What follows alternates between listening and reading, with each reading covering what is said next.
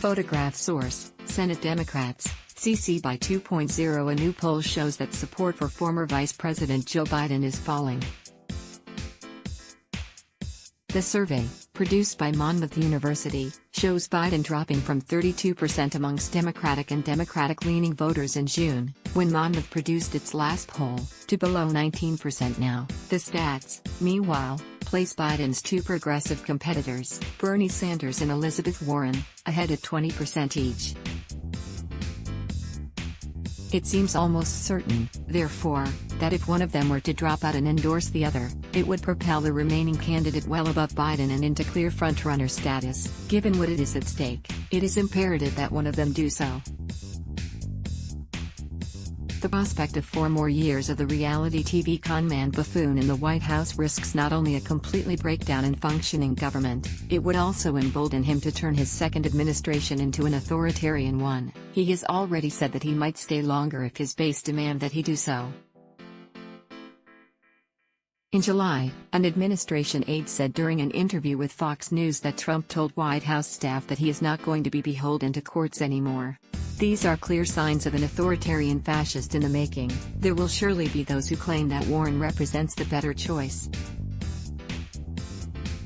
There will be those who claim that her affirmation that she is a capitalist will avoid alienating swathes of middle America for whom the S-word still evokes a visceral aversion due to the lingering success of Cold War-era Red Scare propaganda. There will be those who claim that she is more policy-savvy than Sanders, given her background as an academic and consumer rights advocate. And, sadly, there will be those who take the gender sectarian line that the fact that a female president is overdue, which it certainly is, ought to eclipse all other considerations or even override what would otherwise disqualify her from support from genuine progressives, as undoubtedly was the case with Hillary Clinton. 1. Warren isn't that progressive. Warren likes to flaunt her progressive credentials and her ability to implement them with her wonkish knowledge and record in the Senate.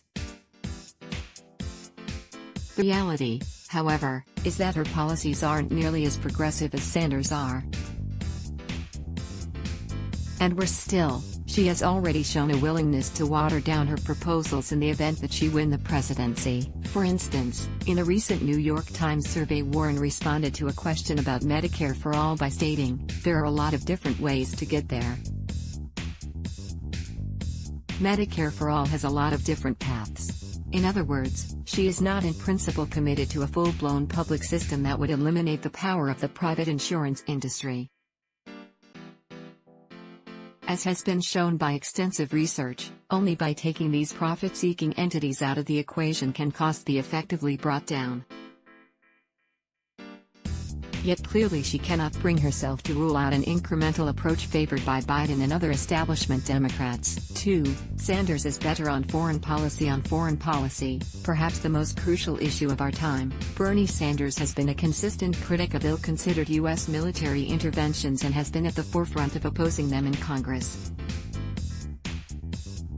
He opposed the Iraq War when he was Vermont's sole representative in the House of Representatives.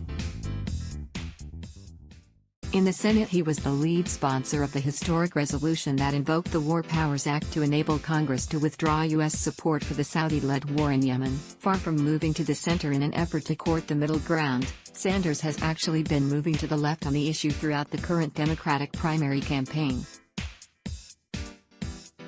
In June 2019, he stated, "We have got to stop endless wars. We have to cut military spending."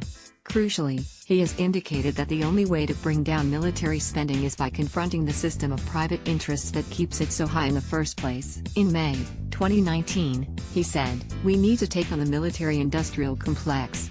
He added, "And we say to the military-industrial complex that we will not continue to spend $700 billion a year on the military." Here, he is indicating that he is aware of the reasons for the ever-increasing U.S. military budget, the acquisition of unwarranted influence by the arms industry that Dwight Eisenhower warned about in 1961.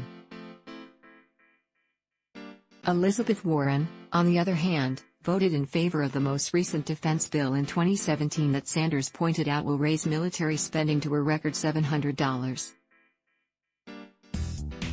The legislation provides $640 billion in additional funding for the Pentagon and another $60 billion for U.S. involvement in the wars in Iraq, Afghanistan, and Syria.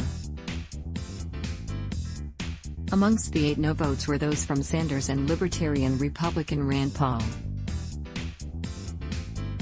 Her decision was no doubt influenced by the fact that Massachusetts, the state she represents in the Senate, employs around 100,000 people in armaments factories and other industries that supply the military. To be sure, not wanting to put people out of work is a noble instinct, but it also signals that she is willing to be a cog in the very system that keeps military spending high and incentivizes U.S. involvement in foreign conflicts.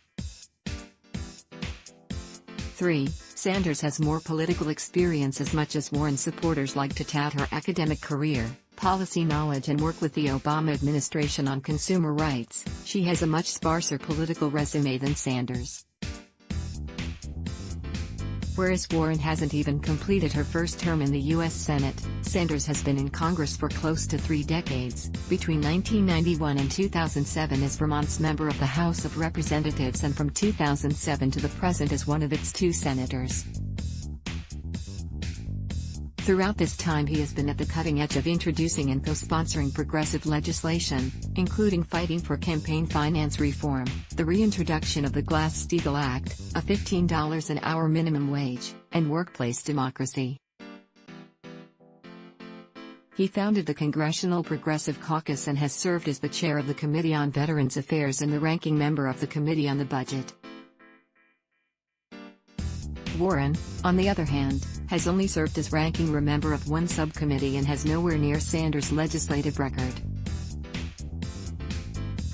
4. Warren is a flip-flopper. In addition to her dubious progressive record, Warren has shown a serious lack of consistency in the political positions that she takes. In addition to the aforementioned flip-flopping on Medicare for All, she has also changed her position on a number of other issues.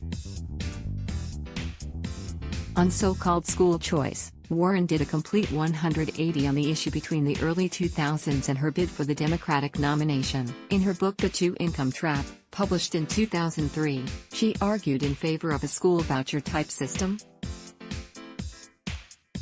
But when a ballot measure to promote school choice, titled Question 2, came along in Massachusetts, she declared her opposition to the idea. In archetypal politician equivocation, she stated, "But after hearing more from both sides, I am very concerned about what this specific proposal means for hundreds of thousands of children across our Commonwealth." Similarly, in March 2019, Warren said that she wanted to break up the big tech monopolies like Amazon and Facebook, one of many policy proposals she has copied from Sanders. But a look into her record shows that just months earlier she had expressed enthusiasm about Amazon setting up shop in Boston, the capital city of her home state, saying that the company's plans to locate there would have been a good opportunity for Amazon. Her tendency to change position is not confined to specific policy issues, however. She has, in fact, changed not only her party affiliation, but was a committed right-winger well into her middle age. She was a member of the Republican Party until she was 47 years old and even described herself as a die-hard conservative during the 1960s, 1970s and 1980s. Keep in mind that during the first of these 2 decades the Vietnam War was raging across Indochina, and during the 80s Ronald Reagan was funding proxy wars in Central America via right-wing terror groups such as the Nicaraguan Contras.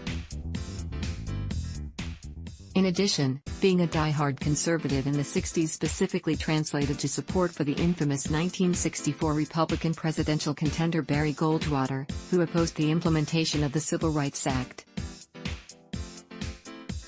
5. Sanders created the current context. All of the above issues, however damning they are of Warren's record and character, pale in comparison to the contextual circumstances in which she entered the Democratic primary race. Sanders' surprise success in the 2016 primary, in which he came very close to beating establishment favorite Hillary Clinton, is what created the energy and momentum for a progressive insurgency to happen in the first place. It was Sanders who brought issues like universal health care, free public college tuition and taking on Wall Street into the political mainstream, and created a mass movement to get a genuine progressive into the general election contest for the first time in decades. The term riding on the coattails doesn't come close to describing what Warren has done with her presidential bid. By entering the race for the party's 2020 nomination, she is lazily strolling through a door that Sanders spent long, strenuous years prying open, and in what is perhaps the biggest slap in the face of all, she has publicly rejected the undeniable fact that the 2016 primary was rigged in favor of Clinton, a position which, surprise, surprise, she flip-flopped on, having originally affirmed that it was indeed rigged. Warren said in an interview in 2017 with Mass Live, "The overall primary process was fair and Hillary made history. Let's block ads. Why?